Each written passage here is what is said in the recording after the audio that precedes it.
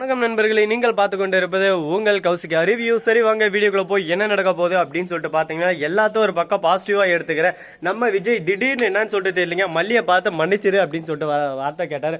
அது மட்டும் இல்லாம உன் வாழ்க்கையில என்னால நிறைய உனக்கு கஷ்டம் வந்திருக்கு, எல்லா கஷ்டத்தையும் நான் போக்குவேன், உனக்கு வந்துக்கிற பிரச்சனை எல்லாத்தையும் ஒரு பக்கம் நான் நீக்குவேன், நீ கவலைப்படாத, இன்னும் 10 நாள் இல்லை மொத்த நாள் நீ இங்கே இருந்துரு அப்படின்ற மாதிரி ஒரு பக்கம் சென்டிமெண்டா பேச ஆரம்பிக்கிறாரு. என்ன விஜய் சார் புதுசா நடிக்க ஆரம்பிச்சிட்டிங்களா? உங்க பொண்ணு வந்து என்ன பிரிஞ்சு போக மனசு இல்லாதனால திரும்ப என்கிட்ட வந்து இது பேசினீங்க, அதுக்கப்புறம் கொஞ்ச நாள் கழிச்சு நான் உங்க பொண்ணு கூட இன்னும் க்ளோஸ் ஆயிருவேன், இப்பவே அவளை எப்படி பிரியுதுன்னு சொல்லிட்டு தெரியல, இன்னும் கொஞ்சம் க்ளோஸ் ஆயிட்டு அதுக்கப்புறம் திரும்பவும் என்ன டிஷ்யூ பேப்பரை தூக்கி போடுற மாதிரி நீங்கள் தூக்கி போடுவீங்க, உங்கள் பேச்சை கேட்டு நல்லா இருக்க முடியாது, நான் அவ்வளோதான், இதோட முடிஞ்சு நான் என் வீட்டுக்கு போக போகிறேன் அப்படின்னு சொல்லிட்டு சொல்கிறாங்க. இதை கேட்டதை என்ன பேசுறதுன்னு சொல்லிட்டு தெரியாமல் ஒரு பக்கம் கண்ணீர் விட்டு அழ ஆரம்பிக்கிறாரு. என்ன நடந்துச்சு அப்படின்னு சொல்லிட்டு பார்த்தீங்கன்னா, ஐயோ விஜய் சார் என்ன நடந்துச்சு, எதுக்கு பல்றீங்க, நான் என்ன தப்பாக பேசிட்டேன், நடந்ததை தானே சொன்னேன், இதுக்கு எதுக்கு அழுறீங்க, அது வந்து இந்த மாதிரி பண்ணுறீங்க அப்படி இப்படின்னு சொல்லிட்டு ஒரு பக்கம் சவுண்டு போட ஆரம்பிக்கிறாங்க.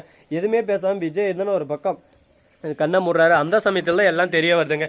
கரெக்டாக நம்ம மல்லி இருக்காங்களா, அவங்க அண்ணன் ஃபோன் பண்ணியிருக்காரு. ஃபோன் பண்ணி, ஏப்பா உனக்கே நியாயமாப்பா, என் பொண்ணு தங்கச்சியோட வாழ்க்கையும் நாசனம் பண்ணிட்டேன், எங்களோட வாழ்க்கையும் நாசனம் பண்ணிட்டேன், ஊரை விட்டு வெளியே வந்து நடுத்தெருவில் இப்போ நின்றுக்கிறோம், நாதித்து எதுவுமே இல்லாமல் நின்று இருக்கோம், இதுக்கெல்லாம் காரணம் எல்லாமே நீ தான்ப்பா. என் தங்கச்சி வேலை தேடி அங்கே வந்தா, அவளுக்கு நீ இந்த மாதிரி 1 வருஷம் கான்ட்ராக்ட், இது என்னப்பா அர்த்தம் நீயே சொல்லு பார்க்கலாம், அவளோட வாழ்க்கையே இப்போ கேள்விக்குறியாக இருக்குது, நான் என்ன பண்ணுவேன்ப்பா, என்ன என்கிட்ட இருக்கு, எதை வச்சு நான் அவளை காப்பாற்றுவேன் அப்படி இப்படின்னு சொல்லிட்டு ஒரு பக்கம் சொல்லிருக்கா. இனிமேல் அவளை யார் கல்யாணம் பண்ணிப்பா, ஊரில் இல்லை எல்லா தவளையும் தெரிஞ்சிச்சு, யார் பண்ணிப்பா சொல்லு பார்க்கலாம், அவள் வாழ்க்கையே நாசமாக போயிடுச்சு அப்படி இப்படின்னு சொல்லிட்டு கதறி அழுறாங்க. அது மட்டும் இல்லாமல் இப்போ என் குழந்தையெல்லாம் நடுத்தெருவில் நின்றுக்கிறேன் அப்படி இப்படின்னு சொல்லிட்டு கதறி அழுறாரு. உடனே நம்ம விஜய் சர வேக வேகமாக அங்கே ஆளுகளை அரேஞ்ச் பண்ணி அங்கேருந்து இங்கே கூட்டினார் வச்சிருந்தாரு. கூட்டினார் வச்சு எங்கள் ரூமில் தங்க வச்சு அவங்க காலில் விழுந்து மன்னிப்பு கேட்குறேன், நான் மன்னிச்சிருங்க, நான் பண்ணது எல்லாமே தப்பு தான், அது என் சூழ்நிலைக்கு ஏற்ற மாதிரி நான் நடந்துக்கிட்டது ஏன் தப்பு தான், என்னை மன்னிச்சிருங்கன்னு சொல்லிட்டு காலில் விழுந்து மன்னிப்பு கேட்கறதோட மட்டும் இல்லாமல் இதுக்கு பரிகாரம் என்னால் செய்ய முடியும், உன் தங்கச்சி மேலே நான் உயிரே வச்சுன்னு இருக்கேன், ஆனால் என்ன பண்ணுறது, என்ன 2வது என் வாழ்க்கையில் வந்து அவள் வாழ்க்கை நாசமாக போயிருந்தா நான் அவளை வெறுக்க பார்க்குறேன், இப்போ அவளை வெறுக்க ஒதுக்க பார்க்குறேன் அப்படின்னு சொல்லிட்டு சொல்கிறாங்க. இப்போ நீ வெறுக்க ஒதுக்கினாலும் வேற யாரும் இல்லைப்பா, நான் எத்தி போய் நாங்கள் நின்று இருக்கோம், நாங்கள் எங்கள் வாழ்க்கை அப்படி இருக்கு அப்படி இப்படின்னு சொல்லிட்டு சொல்ல, உடனே அந்தான பக்கம் பார்த்தா இவங்க அண்ணன் இவங்க அண்ணி எல்லாருமே உட்காந்து இருக்காங்க. உடனே போயிட்டு நம்ம மல்லி இருந்து ஒரு பக்கம் கட்டி பிடிச்சி நல்றோம், அண்ணன் நீங்கள் எப்படின்னு சொல்லிட்டு உடனே அவங்க அண்ணி நடந்தது வந்த கதை சொந்த கதை எல்லாத்தையும் எடுத்து சொல்கிறாங்க.